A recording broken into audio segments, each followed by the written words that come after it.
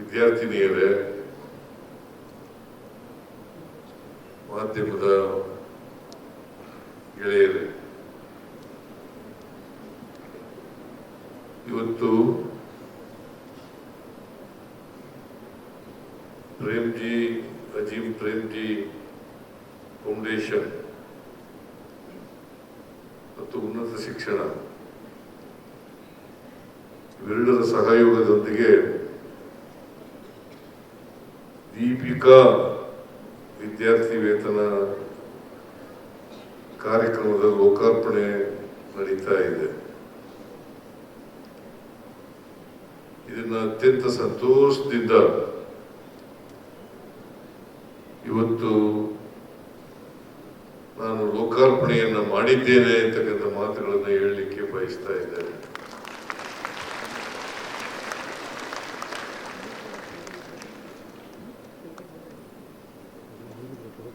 ಅಜೀಂ ಪ್ರೇಮ್ಜಿ ಅವರು ಈಗಾಗಲೇ ಮಾತನಾಡದಂತೆ ಸುಮಾರು 25 ವರ್ಷಗಳ ಹಿಂದೆ ಅಜೀಂ ಪ್ರೇಮ್ಜಿ ಫೌಂಡೇಶನ್ ಸ್ಥಾಪನೆ ಮಾಡಿದ್ರು.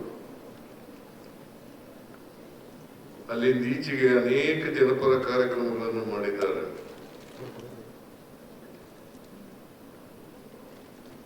ಪ್ರಾಥಮಿಕ ಮತ್ತು ಪ್ರೌಢ ಶಿಕ್ಷಣ ಅಲ್ಲಿ ಓದ್ತಾ ಇರ್ತಕ್ಕಂಥ ಮಕ್ಕಳಿಗೆ ಪ್ರತಿನಿತ್ಯ 4 ದಿನ ಮೊಟ್ಟೆ ಕೊಡ್ತಕ್ಕಂಥ ಕಾರ್ಯಕ್ರಮವನ್ನು ಕೂಡ ಮಾಡಿದ್ದಾರೆ.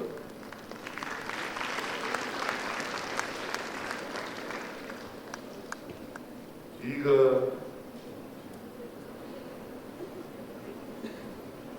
ಕಾಲೇಜುಗಳಲ್ಲಿ ಓದ್ತಕ್ಕಂಥ ವಿದ್ಯಾರ್ಥಿನಿಯರಿಗೆ ಯಾವುದೇ ಡಿಗ್ರಿ ಓದ್ತಾ ಇರಲಿ, ಅವರು ವೃತ್ತಿ ಶಿಕ್ಷಣ ಗ್ರಾಜ್ಯುಯೇಷನ್ ಇರಲಿ, ಪದವಿ ಇರಲಿ ಅಥವಾ ಸಾಮಾನ್ಯ ಪದವಿ ಇರಲಿ, ಅದು ಸರ್ಕಾರಿ ಕಾಲೇಜ್ ಆಗಿರಲಿ ಅಥವಾ ಖಾಸಗಿ ಕಾಲೇಜ್ ಆಗಿರಲಿ, ಈ ವಿದ್ಯಾರ್ಥಿನಿಯರಿಗೆ ಸಹಾಯ ಮಾಡಬೇಕು ಅಂತೇಳಿ ಹೆಚ್ಚು ವಿದ್ಯಾರ್ಥಿನಿಯರು ಉನ್ನತ ಶಿಕ್ಷಣದಲ್ಲಿ ಪಾಲ್ಗೊಳ್ಳಬೇಕು ಅಂತಕ್ಕಂಥ ಉದ್ದೇಶದಿಂದ ಅವರು ಈ ದೀಪಿಕಾ ವಿದ್ಯಾರ್ಥಿ ವೇತನ ಕಾರ್ಯಕ್ರಮವನ್ನ ಹಮ್ಮಿಕೊಂಡಿದ್ದಾರೆ. ಸುಮಾರು ಪ್ರತಿ ವರ್ಷ ಒಬ್ಬ ವಿದ್ಯಾರ್ಥಿನಿಗೆ 30,000 ರೂಪಾಯಿಗಳನ್ನು ಕೊಡ್ತಾ ಇದ್ದಾರೆ. ಈ ವರ್ಷ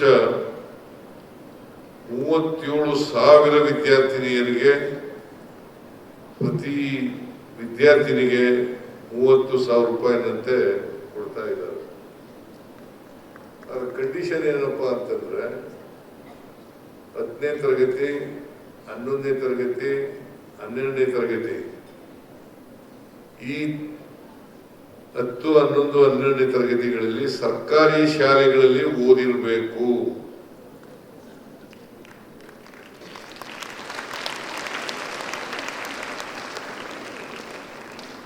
ಸಾಮಾನ್ಯವಾಗಿ ಸರ್ಕಾರಿ ಶಾಲೆಯಲ್ಲಿ ಓದ್ತಕ್ಕಂಥ ವಿದ್ಯಾರ್ಥಿಗಳು ಹಳ್ಳಿಗಾಡಿನಿಂದ ಬಂದಂಥವರು ಮತ್ತು ಬಡ ಕುಟುಂಬದಿಂದ ಬಂದಂಥವರು ಹೆಚ್ಚಾಗಿರ್ತಕ್ಕಂಥದ್ದು.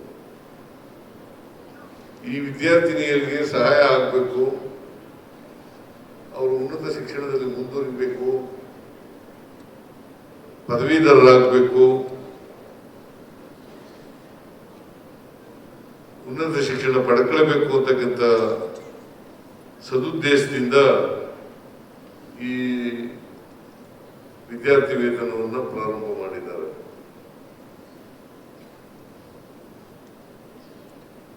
ನಮ್ಮ ದೇಶದಲ್ಲಿ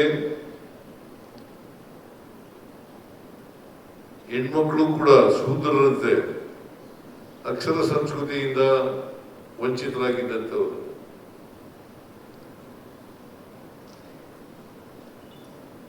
ಹಾಗಾಗಿನೇ ಶಿಕ್ಷಣದಲ್ಲಿ ಹೆಚ್ಚು ಪದವಿಗಳನ್ನ ಗಳಿಸಿಕೊಳ್ಳಲಿಕ್ಕೆ ಸಾಧ್ಯ ಆಗದೆ ಇರತಕ್ಕಂಥ ಪರಿಸ್ಥಿತಿಯನ್ನು ಕೂಡ ನಾವು ನೋಡ್ತೀವಿ. ನ್ಯಾಷನಲ್ ಅವರೇಜ್ ಗಿಂತ ಕಡಿಮೆ ಇರ್ತಕ್ಕಂಥದ್ದು ವಿದ್ಯಾರ್ಥಿನಿಯರು. ನೀವು ಹೆಚ್ಚು ಜನರು ವಿದ್ಯಾವಂತರಾಗಬೇಕು ಅಂತಕ್ಕಂಥದ್ದು ಸರ್ಕಾರದ ಉದ್ದೇಶ. ಅದ್ರ ಜೊತೆ ಕೈ ಜೋಡಿಸಿರ್ತಕ್ಕಂಥ ಪ್ರೇಮ್ಜಿ ಅವರಿಗೆ ನಾನು ಸರ್ಕಾರದ ವತಿಯಿಂದ ಹೃತ್ಪೂರ್ವಕ ಧನ್ಯವಾದಗಳನ್ನ ಈ ಸಂದರ್ಭದಲ್ಲಿ ಹೇಳಲಿಕ್ಕೆ ಬಯಸ್ತಾ ಇದ್ದೇನೆ.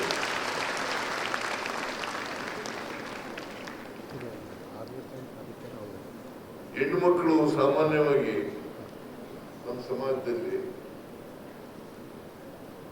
ಬಾಲ್ಯ ವಿವಾಹ,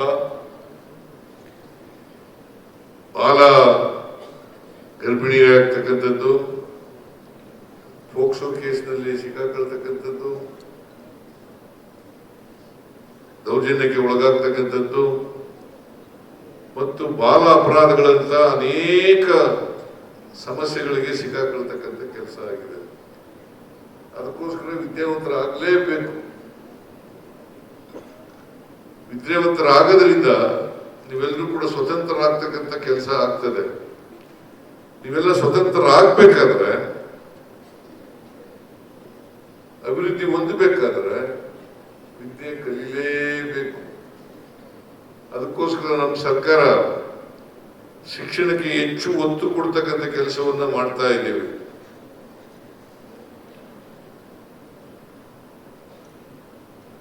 ಶಿಕ್ಷಣ ದೊರೆತರೆ ಅವರು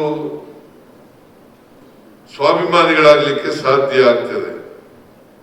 ಮತ್ತೆ ಸಮಾಜದ ಅನೇಕ ಸಮಸ್ಯೆಗಳನ್ನು ಎದುರಿಸ್ತಕ್ಕಂಥ ಶಕ್ತಿ ಬರಲಿಕ್ಕೆ ಸಾಧ್ಯ ಆಗ್ತದೆ. ಸಮಾಜವನ್ನ ಅರ್ಥ ಮಾಡ್ಕೊಳ್ತಕ್ಕಂಥ, ಸಮಾಜದ ಜನರನ್ನ ಅರ್ಥ ಮಾಡ್ಕೊಳ್ತಕ್ಕಂಥ, ಇತಿಹಾಸವನ್ನ ಅರ್ಥ ಮಾಡ್ಕೊಳ್ತಕ್ಕಂಥ ಶಕ್ತಿ ಬರ್ತದೆ. ಇವತ್ತು ನಮ್ಮ ಸಮಾಜದಲ್ಲಿ ಅಸಮಾನತೆ ಇದೆ. ಈ ಅಸಮಾನತೆ ಹೋಗಲಾಡಿಸ್ತಕ್ಕಂಥ ಕೆಲಸವನ್ನ ಮಾಡಬೇಕಾಗ್ತದೆ. ಈ ಅಸಮಾನತೆ ಎಲ್ಲಿವರೆಗೆ ಮುಂದುವರಿತದೆ ಅಲ್ಲಿವರೆಗೆ ಸಮ ಸಮಾಜವನ್ನು ನಿರ್ಮಾಣ ಮಾಡಲಿಕ್ಕೆ ಸಾಧ್ಯ ಇಲ್ಲ. ಅದು ಪುರುಷ ಮತ್ತು ಮಹಿಳೆಯರು ಇರ್ತಕ್ಕಂಥ ತಾರತಮ್ಯ ಇರ್ಬೋದು, ಬಡವ ಶ್ರೀಮಂತ ಇರ್ತಕ್ಕಂಥ ತಾರತಮ್ಯ ಇರ್ಬೋದು, ಮೇಲ್ಜಾತಿ ಕೆಳಜಾತಿ ಇರ್ತಕ್ಕಂಥ ತಾರತಮ್ಯ ಇರ್ಬೋದು. ಎಲ್ಲ ತಾರತಮ್ಯಗಳನ್ನು ನಾವು ಹೋಗಲಾಡಿಸ್ತೇ ಹೋದ್ರೆ ಸಮ ಸಮಾಜವನ್ನು ನಿರ್ಮಾಣ ಮಾಡ್ತಕ್ಕಂಥದ್ದು ಬಹಳ ಕಷ್ಟದ ಕೆಲಸ ಆಗ್ತದೆ. ಅದಕ್ಕೋಸ್ಕರ ಮಹಾತ್ಮ ಗಾಂಧೀಜಿಯವರು ಹೇಳ್ತಾ ಇದ್ರು ಒಂದು ಮಾತನ್ನ. ಮಹಾತ್ಮ ಗಾಂಧೀಜಿಯವರು ಗುಜರಾತ್ನವ್ರೆ, ಅಜೀಂ ಪ್ರೇಮ್ಜಿಯವರು ಗುಜರಾತ್ನವ್ರೆ ಅಂತ ಅನ್ಕೊಂಡಿದ್ದೀನಿ ನಾನು. ಅಲ್ಲ, is from Gujarat only.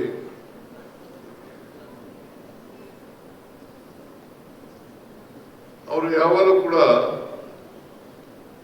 Trusteeship concept ಅನ್ನ ಹೇಳ್ತಾ ಇದ್ರು ಮಹಾತ್ಮ ಗಾಂಧೀಜಿಯವರು. ಏನಪ್ಪಾ ಅಂತಂದ್ರೆ, ಸಂಪತ್ತು ಗಳಿಸ್ತಾರಲ್ಲ, ಆ ಸಂಪತ್ತನ್ನು ನೀವೇ ಉಳಿಸ್ಕೋಬೇಡಿ, ಲೋಕ ಕಲ್ಯಾಣಕ್ಕೂ ಕೂಡ ಬಳಸಿ ಅಂತಕ್ಕಂಥ ಮಾತುಗಳನ್ನ ಹೇಳ್ತಾ ಇದ್ರು. ಪ್ರೇಮ್ಜಿಯವರು ತಾವು ಗಳಿಸಿದಂತ ಹಣವನ್ನ ಸಮಾಜದ ಬದಲಾವಣೆಗೆ, ಸಮಾಜದ ಅಭಿವೃದ್ಧಿಗೆ, ಸಮಾಜದ ಏಳಿಗೆಗೆ ಖರ್ಚು ಮಾಡ್ತಾ ಇರ್ತಕ್ಕಂಥದ್ದು ನಿಜಕ್ಕೂ ಸ್ವಾಗತಾರ್ಹವಾದಂತ ಕ್ರಮ ಅಂತಕ್ಕಂಥ ಮಾತುಗಳನ್ನ ಹೇಳಲಿಕ್ಕೆ ಬಯಸ್ತಾರೆ. ಆದ್ರಿಂದ ಇವರು ಮಹಾತ್ಮ ಗಾಂಧೀಜಿಯವರ ವಾರಸದಾರರಾಗಲಿಕ್ಕೆ ಅರ್ಹತೆಯನ್ನ ಪಡ್ಕೊಂಡಿದ್ದಾರೆ ಅಂತಕ್ಕಂಥ ಮಾತುಗಳನ್ನ ಹೇಳಲಿಕ್ಕೆ ಬಯಸ್ತಾ ಇದ್ದಾರೆ. ನಾವು ಯಾರೇ ಕೂಡ ಸಮಾಜದಲ್ಲಿ ಸಮಾಜಮುಖಿಯಾಗಿ ಬದುಕತಕ್ಕಂಥ ಕೆಲಸವನ್ನು ಮಾಡಬೇಕು. ಅದು ಶಿಕ್ಷಣದಿಂದ ಮಾತ್ರ ಅದು ಸಾಧ್ಯ ಆಗ್ತದೆ. ಶಿಕ್ಷಣದಿಂದ ವೈಜ್ಞಾನಿಕ ಮನೋಭಾವ, ವೈಚಾರಿಕ ಮನೋಭಾವ ಬೆಳೆದಾಗ ಮಾತ್ರ ಸಾಧ್ಯ ಆಗ್ತದೆ. ನಮ್ಮ ಶಿಕ್ಷಣ ಹೇಗಿರ್ಬೇಕಪ್ಪ ಅಂತಂದ್ರೆ, ನಾವು ಸಮಾಜವನ್ನ ನೋಡ್ತಕ್ಕಂಥ ದೃಷ್ಟಿಕೋನ ಬದಲಾವಣೆ ಆಗಬೇಕು. ಆ ದೃಷ್ಟಿಕೋನ ಬದಲಾವಣೆ ಆಗದೆ ಹೋದ್ರೆ, ವೈಚಾರಿಕತೆ ಬೆಳೆದೇ ಹೋದ್ರೆ, ವೈಜ್ಞಾನಿಕತೆ ಬೆಳೆದೇ ಹೋದ್ರೆ ದೇಶದಲ್ಲಿರ್ತಕ್ಕಂಥ ಅನೇಕ ಅನಿಷ್ಟ ಪದ್ಧತಿಗಳನ್ನ ತೊಡೆದಾಕ್ಲಿಕ್ಕೆ ಸಾಧ್ಯ ಆಗಲ್ಲ. ನಮ್ಮಲ್ಲಿ ಮೂಢನಂಬಿಕೆಗಳು, ಮೌಢ್ಯಗಳು ನಮ್ಮಲ್ಲಿ ಬಹಳ ಇದಾವೆ. ಇದನ್ನ ಉಪಯೋಗಿಸಿಕೊಂಡೇ ಪಟ್ಟಭದ್ರರು ನಮ್ಮ ಮೇಲೆ ದೌರ್ಜನ್ಯವನ್ನು ಮಾಡ್ತಾ ಇರ್ತಕ್ಕಂಥ ಕೆಲಸವನ್ನು ಮಾಡ್ತಾರೆ. ಇವನ್ನೆಲ್ಲ ದೂರ ಮಾಡಬೇಕಾದ್ರೆ ಶಿಕ್ಷಣ ಅತ್ಯಂತ ಅವಶ್ಯ ಅಂತಕ್ಕಂಥ ಮಾತುಗಳನ್ನ ಹೇಳಲಿಕ್ಕೆ ಬಯಸ್ತಾ ಇದ್ದೇನೆ. ಅದರಿಂದ ವೈಚಾರಿಕತೆ ವೈಜ್ಞಾನಿಕತೆ ಬೆಳಿಬೇಕಾದ್ರೆ ಶಿಕ್ಷಣದಿಂದ ಮಾತ್ರ ಸಾಧ್ಯ. ಇಲ್ಲದೆ ಹೋದ್ರೆ ನಮ್ಮಲ್ಲಿರ್ತಕ್ಕಂಥ ಜಾತಿ ವ್ಯವಸ್ಥೆನೂ ಹೋಗ್ಲಿಕ್ಕೆ ಸಾಧ್ಯ ಇಲ್ಲ, ವರ್ಗ ವ್ಯವಸ್ಥೆನೂ ಹೋಗ್ಲಿಕ್ಕೆ ಸಾಧ್ಯ ಇಲ್ಲ, ಸಮ ಸಮಾಜವನ್ನು ಕೂಡ ನಿರ್ಮಾಣ ಮಾಡ್ತಕ್ಕಂಥದ್ದು ಬಹಳ ಕಷ್ಟ ಆಗ್ತದೆ. ಅದಕ್ಕೆ ನಮ್ಮ ಸರ್ಕಾರ ನಾವು ಅಧಿಕಾರಕ್ಕೆ ಬಂದ ಮೇಲೆ ಈ ಸಾರಿ ಸಂವಿಧಾನವನ್ನ ಓದು, ಸಂವಿಧಾನವನ್ನ ಅರ್ಥ ಮಾಡ್ಕೊ ಅಂತ ಹೇಳಿ ನಾವು ಎಲ್ಲರಿಗೂ ಕೂಡ ಸಂವಿಧಾನದ ಪೀಠಿಕೆಯನ್ನು ಓದಿಸ್ತಕ್ಕಂಥ ಕೆಲಸವನ್ನು ಮಾಡ್ತಾ ಇದ್ದೇವೆ. ಹೈಸ್ಕೂಲ್ ಕಾಲೇಜಲ್ಲಿ ಇರ್ಬೋದು. ಯಾಕಂದ್ರೆ ನಮ್ಮ ಸಮಾಜ ವ್ಯವಸ್ಥೆ ಇದೆಯಲ್ಲ, ನಮ್ಮ ಸಾಮಾಜಿಕ ವ್ಯವಸ್ಥೆ ಇದೆಯಲ್ಲ, ಅಸಮಾನತೆಯಿಂದ ಕೂಡಿರ್ತಕ್ಕಂಥ ಸಮಾಜ, ವೈರುಧ್ಯತೆಯಿಂದ ಕೂಡಿರ್ತಕ್ಕಂಥ ಸಮಾಜ, ಜಾತಿ ವ್ಯವಸ್ಥೆಯಿಂದ ಕೂಡಿರ್ತಕ್ಕಂಥ ಸಮಾಜ, ಅನೇಕ ಧರ್ಮಗಳಿರ್ತಕ್ಕಂಥ ಸಮಾಜ. ಇಂಥ ಸಮಾಜದಲ್ಲಿ ನಾವು ಏಕತೆಯನ್ನ ಗಳಿಸ್ಬೇಕಾದ್ರೆ ನಮಗೆ ವೈಚಾರಿಕವಾದಂಥ ವೈಜ್ಞಾನಿಕವಾದಂಥ ಶಿಕ್ಷಣ ಅತ್ಯಂತ ಅವಶ್ಯ. ಇದನ್ನು ನಾವೆಲ್ಲರೂ ಕೂಡ ಅರ್ಥ ಮಾಡ್ಕೋಬೇಕಾಗ್ತದೆ. ಅದಕ್ಕೋಸ್ಕರ ಪ್ರತಿಯೊಬ್ಬರು ಕೂಡ ಉನ್ನತ ಶಿಕ್ಷಣವನ್ನ ಪಡ್ಕೊಳ್ಬೇಕು. ಶಿಕ್ಷಣ ಪಡ್ಕೊಂಡ್ರೆ ನೀವು ಇವೆಲ್ಲ ಸಮಾಜದಲ್ಲಿ ಇರ್ತಕ್ಕಂಥ ಸಂವಿಧಾನದಲ್ಲಿ ಇರ್ತಕ್ಕಂಥ ಧ್ಯೇಯೋದ್ದೇಶಗಳನ್ನ ಈಡೇರಿಸಲಿಕ್ಕೆ ಸಾಧ್ಯ ಆಗ್ತದೆ. ನಮ್ಮಲ್ಲಿ ಸಹಿಷ್ಣುತೆ ಸಹಬಾಳ್ವೆ ಅಂತ ಸಂವಿಧಾನದಲ್ಲಿ ಬಹಳ ಹೇಳ್ತಾರೆ. ಈ ಸಹಿಷ್ಣುತೆಯನ್ನ ಬೆಳೆಸ್ಕೊಳ್ತಕ್ಕಂಥ ಮನೋಭಾವ ಬರಬೇಕು. ಸಹಬಾಳ್ವೆ ಮಾಡ್ತಕ್ಕಂಥ ಭಾವನೆ ಬೆಳೆಸ್ತಕ್ಕಂಥದ್ದು ಅತ್ಯಂತ ಅವಶ್ಯ. ಈ ಸಹಿಷ್ಣುತೆ ಸಹಬಾಳ್ವೆ ಇವೆರಡನ್ನೂ ಕೂಡ ನಾವು ಬೆಳೆಸ್ಕೋಬೇಕಾಗ್ತದೆ. ಇದನ್ನ ಬೆಳೆಸ್ಕೊಳ್ಳದೆ ಹೋದರೆ ನಾವು ಏಕತೆಯನ್ನ ವೈವಿಧ್ಯತೆಯಲ್ಲಿ ಏಕತೆಯನ್ನ ಸಾಧನೆ ಮಾಡಲಿಕ್ಕೆ ಸಾಧ್ಯ ಇಲ್ಲ. ಸೆಕ್ಯುಲರಿಸಮ್ ಅನ್ನ ಸಾಧನೆ ಮಾಡಲಿಕ್ಕೆ ಸಾಧ್ಯ ಇಲ್ಲ. ಜಾತ್ಯತೀತ ರಾಷ್ಟ್ರ ಮಾಡಬೇಕು ಅಂತಕ್ಕಂಥದ್ದು ನಮ್ಮೆಲ್ಲರ ಅಭಿಲಾಷೆ. ಸರ್ವರಿಗೂ ಸಮಬಾಳು ಸಿಗ್ಬೇಕು ಅಂತಕ್ಕಂಥದ್ದು ನಮ್ಮೆಲ್ಲರ ಉದ್ದೇಶ. ನಮ್ಮ ಸಂವಿಧಾನದ ಉದ್ದೇಶನೂ ಕೂಡ ಅದೇನೆ. ಅದಕ್ಕೋಸ್ಕರನೇ ಸಂವಿಧಾನವನ್ನ ಪ್ರತಿಯೊಬ್ಬರು ಕೂಡ ವಿದ್ಯಾರ್ಥಿಗಳು ತಿಳ್ಕೊಳ್ಬೇಕು ಅಂತಕ್ಕಂಥ ಉದ್ದೇಶದಿಂದ ಸಂವಿಧಾನದ ಪೀಠಿಕೆಯನ್ನ ಓದಿಸ್ತಕ್ಕಂಥ ಕೆಲಸವನ್ನ ಮಾಡ್ತಾ ಇದ್ದೇವೆ. ನಾವು ಇವತ್ತು ಸರ್ಕಾರ ಹೆಣ್ಮಕ್ಳಿಗೆ ಸ್ವಾವಲಂಬನೆಯನ್ನು ಕೊಡಬೇಕು ಅನ್ನೋ ಕಾರಣಕ್ಕೋಸ್ಕರವಾಗಿ ಶಕ್ತಿ ಯೋಜನೆಯನ್ನ ಜಾರಿಗೆ ತಂದಿದ್ದೀವಿ. ಎಲ್ಲ ಹೆಣ್ಮಕ್ಳು ಕೂಡ ಸರ್ಕಾರಿ ಬಸ್ಗಳಲ್ಲಿ ಉಚಿತವಾಗಿ ಪ್ರಯಾಣ ಮಾಡಬಹುದು. ಸುಮಾರು 500 ಕೋಟಿಗೂ ಹೆಚ್ಚು ಮಹಿಳೆಯರು ಸರ್ಕಾರಿ ಬಸ್ನಲ್ಲಿ ಪ್ರಯಾಣ ಮಾಡಿದ್ದಾರೆ. ಆಮೇಲೆ ಹೆಣ್ಮಕ್ಳಿಗೆ ಇನ್ನೂ ಶಕ್ತಿ ತುಂಬಬೇಕು ಅನ್ನೋ ಕಾರಣಕ್ಕೋಸ್ಕರವಾಗಿ ನಾವು ಮನೆಯ ಯಜಮಾನಿಗೆ 2,000 ರೂಪಾಯಿ ಕೊಡ್ತಾ ಇದ್ದೀವಿ. ನಾನು ಇದನ್ನ ರಾಜಕೀಯವಾಗಿ ಬಳಸ್ಕೊಳ್ತಕ್ಕಂಥ ಪ್ರಯತ್ನವನ್ನು ಮಾಡ್ತಾ ಇಲ್ಲ. ಆದ್ರೆ ಹೆಣ್ಮಕ್ಳಿಗೆ ಶಕ್ತಿ ತುಂಬಬೇಕು, ಅವರು ಕೂಡ ಪುರುಷರಿಗೆ ಸಮಾನವಾಗಿ ಬದುಕ್ತಕ್ಕಂಥ ವ್ಯವಸ್ಥೆ ಸಮಾಜದಲ್ಲಿ ನಿರ್ಮಾಣ ಆಗ್ಬೇಕು ಅಂತಕ್ಕಂಥ ಕಾರಣದಿಂದ ಇದನ್ನ ಮಾಡ್ತಾ ಇದ್ದೀವಿ. ಅದಕ್ಕೋಸ್ಕರವಾಗಿ ಒಂದು ಶಿಕ್ಷಣದಲ್ಲಿ ಸಮಾನತೆ ಬರಬೇಕು, ಆರ್ಥಿಕವಾಗಿ ಸಮಾನತೆ ಬರಬೇಕು, ಸಾಮಾಜಿಕವಾಗಿ ಸಮಾನತೆ ಬರಬೇಕು, ರಾಜಕೀಯವಾಗಿ ಸಮಾನತೆ ಬರಬೇಕು. ಅದು ಎಲ್ಲ ಜನರಿಗೂ ಕೂಡ ಸಮಾನ ಅವಕಾಶಗಳು ಸಿಗ್ತಕ್ಕಂಥ ವ್ಯವಸ್ಥೆ ಆದಾಗ ಮಾತ್ರ ಸಮಾಜ ನಿರ್ಮಾಣ ಮಾಡಲಿಕ್ಕೆ ಸಾಧ್ಯ ಆಗ್ತದೆ. ಬಸವಣ್ಣವರು ಕಂಡಿದಂತ ಕನಸು, ಅಂಬೇಡ್ಕರ್ ಅವರು ಕಂಡಿದಂತ ಕನಸು, ಮಹಾತ್ಮ ಗಾಂಧೀಜಿಯವರು ಕಂಡಿದಂತ ಕನಸು ಅವೆಲ್ಲ ನನಸಾಗಬೇಕಾದ್ರೆ ಇವೆಲ್ಲರೂ ಕೂಡ ಮಾಡಲೇಬೇಕಾಗ್ತದೆ. ಈ ದಿಕ್ಕಿನಲ್ಲಿ ಅಜೀಂ ಪ್ರೇಮ್ಜಿಯವರು ಇದು ಒಂದು ಸಣ್ಣ ಉಪಕಾರ ಅಂತಕ್ಕಂಥ ಮಾತುಗಳನ್ನ ಹೇಳಲಿಕ್ಕೆ ಬಯಸ್ತೇನೆ. ಮತ್ತೊಮ್ಮೆ ಸರ್ಕಾರದ ವತಿಯಿಂದ ಅವರಿಗೆ ಧನ್ಯವಾದಗಳನ್ನ ಹೇಳಲಿಕ್ಕೆ ಬಯಸ್ತಾ ಇದ್ದೇನೆ. ಅವರಿಗೆ ಇನ್ನೂ ಹೆಚ್ಚು ಆಯುಸ್ಸು ಆರೋಗ್ಯ ಕೊಡ್ಲಿ ಅಂತಕ್ಕಂಥ ಮಾತುಗಳನ್ನ ಹೇಳಿ ನಿಮ್ಗೆಲ್ಲರಿಗೂ ಕೂಡ ಶುಭ ಕೋರಿ ನೀವೆಲ್ಲರೂ ಕೂಡ ಈ ದೀಪಿಕಾ ವಿದ್ಯಾರ್ಥಿ ವೇತನದ ಲಾಭವನ್ನು ಪಡ್ಕೊಂಡು ಆಮೇಲೆ ಇನ್ನೊಂದು ಕಂಡೀಷನ್ ಇದೆ, ಅದನ್ನ ಉನ್ನತ ಶಿಕ್ಷಣ ಸಚಿವರು ಹೇಳಿದ್ರು, ಪ್ರತಿ ವರ್ಷ ಪಾಸ್ ಆಗಲೇಬೇಕು, ಪ್ರತಿ ವರ್ಷ ಪಾಸ್ ಆಗಲೇಬೇಕು. ಯಾಕೆ ಇದನ್ನ ಕಂಡೀಷನ್ ಹಾಕಿದ್ದೇವೆ ಅಂತಂದ್ರೆ, ನೀವು ಯಾರು ಕೂಡ ಅನುತ್ತೀರ್ಣರಾಗಬಾರದು, ಪ್ರತಿಯೊಬ್ಬರು ಕೂಡ ಉತ್ತೀರ್ಣರಾಗಬೇಕು.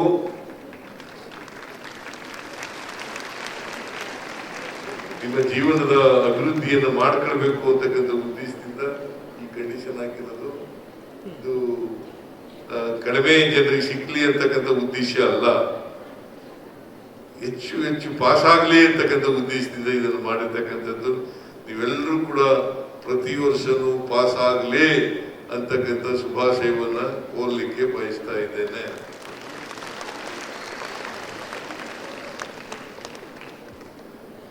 ನಿಮಗೆ ಎಲ್ಲ ಶುಭ ಕೋರಿ ನನಗೆ ಈ ಸಂದರ್ಭದಲ್ಲಿ ಈಗ ಉನ್ನತ ಶಿಕ್ಷಣ ಇಲಾಖೆಯವರು ಮತ್ತು ಪ್ರೇಮ್ಜಿ ಫೌಂಡೇಶನ್ ಅವರು ಒಡಂಬಡಿಕೆಯನ್ನು ಮಾಡ್ಕೊಂಡಿದ್ದಾರೆ.